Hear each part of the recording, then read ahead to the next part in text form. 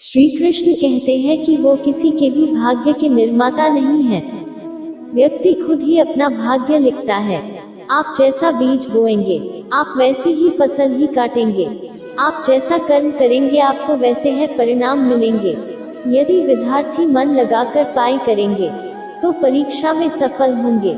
इसलिए हर व्यक्ति का भाग्य तभी बदलेगा, जब वह निस्वार्थ होकर कर्म करेगा। तो कहानी शुरू होती है कि एक राजा ने भगवान का एक सुंदर मंदिर बनवाया और उसमें एक पुजारी को पूजा करने के लिए रखा। काफी समय बीत गया, राजा की भी उम्र हो गई थी और पुजारी की भी उम्र हो चली थी। लेकिन राजा का एक नियम था कि वो हर सुबह अपने सैनिक के साथ एक फूलों की माला भिजवाया करता था और उस माला को पुजारी जी भगवान श्री कृष्ण को चढ़ाया करते थे। उसके बाद जब राजा भगवान के दर्शन करने आया करते थे, तब पंडित जी उस माला को भगवान के गले से निकालकर राजा के गले में डाल दिया करते थे। ये लगभग रोज की दिनचर्या बन गई थी। पुजारी जी बूढ़े हो चले थे और राजा भी बूढ़े हो चले थे। एक दिन राजा की तबीयत खराब हो जाती है, तो राजा ने माला सिपाही के हाथ भिजवाते हुए सिपाही से कहा कि पंडित जी कहना कि आज हमारी तबीयत ठीक नहीं है, तो आज हम आ नहीं पाएंगे, तो आज हमारा इंतजार न करें। उसके बाद सिपाही ने माला जाकर पुजारी जी को दे दी और सारी बात पंडित जी को बताई। पंडित जी ने भी माला को श्री कृष्ण को चढ़ा दी।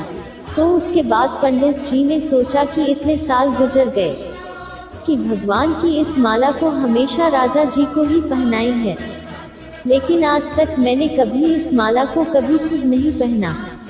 तो हो सकता है कि जरूर यह प्रभु की इच्छा है कि इतने सालों में आज मौका मिला है कि प्रभु की इस माला को मैं अपने गले में पहन पाऊं।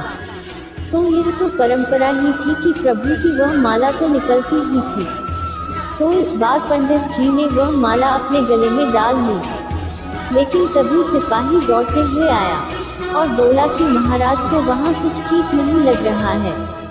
तो राजा साहब मंदिर की तरह ही आ रहे हैं, आप तैयारी करना शुरू कीजिए। राजा को लगा कि इतने सालों से बनी हुई परंपरा कहीं टूट न जाए, इसीलिए वह मंदिर की ओर आने लगे। जैसे ही पंडित जी ने यह सुना, उन्होंने तुरंत माला गले से निकली और भगवान को पहना दी। घबराहट में पंडित जी समझ नहीं पाए कि उन्होंने क्या गलती कर दी है। पंडित जी को लगा कि अगर राजा को पता चला तो वह उसे दंड दे देंगे। अब राजा आए तो रोज की तरह पंडित जी ने माला भगवान के गले से उतारी और राजा को पहना दी। लेकिन राजा की नजर माला पर पड़ी, उसमें एक सफेद बाल था। राजा को बात समझ आ गई। कीमत ये सफेद बाल पुजारी का है। राजा ने पुजारी से पूछा कि क्या इस माला को आपने पहना था? यह सफेद बाल कहाँ से आया? तो पंडित जी डर गए और डर के मारे बोल दिया कि यह सफेद बाल तो श्री कृष्ण का है, भगवान का है। राजा को गुस्सा आ गया कि एक तो पंडित छल कर रहे हो और ऊपर से झूठ बोल रहे हो। राजा ने थोड़ा गुस्से में आकर पूछा कि कृष्ण जी के कब से सफेद बाल हो गए? ठीक है, कोई नहीं, मैं कल श्रृंगार के समय आऊंगा, तब देखता हूँ कि श्री कृष्ण के बाल सफेद हैं या नहीं। और याद रखना पंडित, अगर बाल काले निकले, सफेद नहीं निकले, तो कल के कल आपको इस छल के लिए मृत्यु दंड दिया जाएगा। और राजा गुस्से में तमतमाते हुए वह से चले गए। और इधर पंडित जी को अपनी मृत्यु नजर आने लगी थी। वो श्री कृष्ण के आगे दंडवत कर लेट गए और बोले कि प्रभु मुझे क्षमा कर दीजिए, मैं लोभ में आ गया था। मुझे लगा यह माला मुझे भी पहननी चाहिए, मुझे बचा लीजिए प्रभु, नहीं तो कल राजा के हाथों मेरी मौत निश्चित है। पंडित पूरी रात भगवान से विनती करते रहे, रोते रहे, प्रार्थना करते रहे कि प्रभु मुझे बचा लीजिए। अगली सुबह राजा श्रृंगार के समय पहुंचा और पहुंचने के बाद राजा ने पंडित से कहा कि पंडित जी मुकुट उतारिए, मुझे बिहारी जी के केश देखने हैं। पंडित जी ने डरते डरते मुकुट उतरा और जैसे ही मुकुट उतरा, राजा चौंक गया।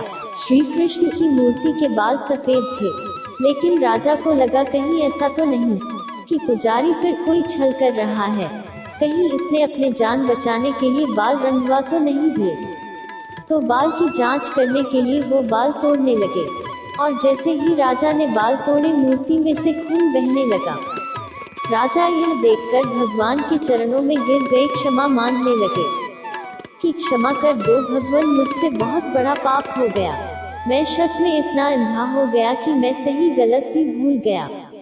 तभी मूर्ति में से आवाज आई कि राजा, तुमने मुझे सिर्फ मूर्ति माना, इसीलिए मैं आज से तुम्हारे लिए सिर्फ मूर्ति हूँ। लेकिन इस पुजारी ने मुझ में साक्षात भगवान देखा, इसीलिए उसकी जान बचाने के लिए मुझे अपने बालों को सफेद करना पड़ा, खून की धारा बहानी पड़ी ताकि तुम्हें समझा पाऊं।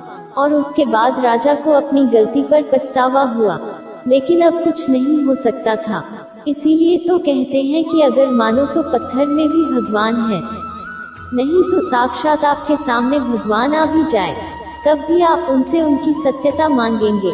अगर आप सच में भगवान को देखना चाहते हैं तो आपके सिर्फ भाव होने चाहिए। ऊपर वाले पर बिना किसी शर्त के विश्वास रखो और अपने कर्म को निरंतर करते रहो, ऊपर वाला आपको उसका फल अवश्य देगा। तो दोस्तों, यह थी हमारी आज की कहानी। यह कहानी आपको कैसी लगी कमेंट कर बताना और चैनल को सब्सक्राइब जरूर कर लेना। धन्यवाद।